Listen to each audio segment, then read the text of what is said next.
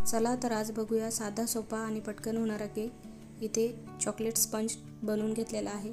त्याचे 3 भाग केले। सुरुवातीला त्यावरती शुगर सिरप घातलेला आहे, त्यानंतर फेटलेली क्रीम घालायची आहे आणि छान असं पसरवून घ्यायचं आहे। स्पॅच्युलाने किंवा पॅलेट नाईफने पसरवून घेऊ शकता। छान एकसारखं पसरवून घेतल्यानंतर यावरती दुसरा लेयर ठेवायचा आणि त्यावरती देखील शुगर सिरप छान असं संपूर्ण पसरवून घ्यायचं। त्यानंतर परत क्रीम लावायची आहे। क्रीम देखील परत छान अशी एकसारखी पसरवून घ्यायची। त्यानंतर अजून तिसरी लादी ठेवलेली आहे, त्यावरती देखील शुगर सिरप लावायचा आहे आणि परत क्रीम इथे छान अशी पसरवून घ्यायची आहे।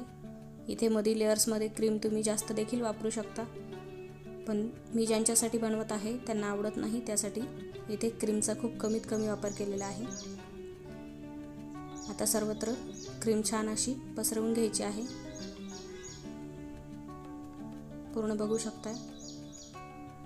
ज्यांना हा केक द्यायचा आहे त्यांनी खूप कमी क्रीम वापरायला सांगितलेली आहे, त्यासाठी इथे खूप कमी क्रीमचा वापर केला आहे, म्हणून इथे फिनिशिंग जास्त दिली नाही। वरतून डिझाईन देखील करणार आहोत आपण, त्यासाठी आता इथे सिंपल अशी बास्केटची जी नोझल असते तिने आपण डिझाईन सर्वत्र करून घेणार आहोत।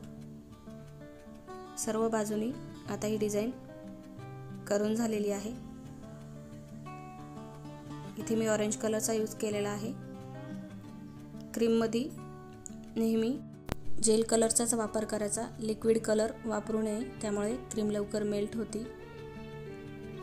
याच पद्धतीने सर्व डेकोरेशन असं करून घेणार आहे। त्यानंतर वरच्या बाजूला मी याच पद्धतीने बास्केट अशी बनवून घेतलेली आहे। तुम्ही तुमच्या आवडीनुसार वाटेल ती डिझाईन बनवू शकता। ही मी अगदी साधी सिंपल आणि कुणालाही बनवता येईल या पद्धतीची दाखवलेली आहे। बघू शकताय पूर्णपणे।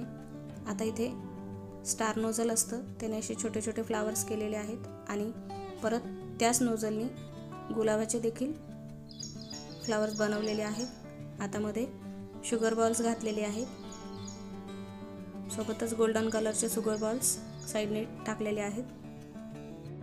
तुम्हाला जर ही सोपी डिझाईन आवडली असेल तर रेसिपीला लाईक आणि चॅनलवर नवीन असाल तर अशा साध्या सोप्या केकच्या रेसिपीज बघायच्या असतील तर चॅनलला सबस्क्राईब करा, सोबतच बेल आयकॉन देखील क्लिक करा, यामुळे तुम्हाला रोज नवीन रेसिपीची नोटिफिकेशन मिळेल। पुन्हा भेटूया अशाच एका साध्या सोप्या रेसिपीसोबत।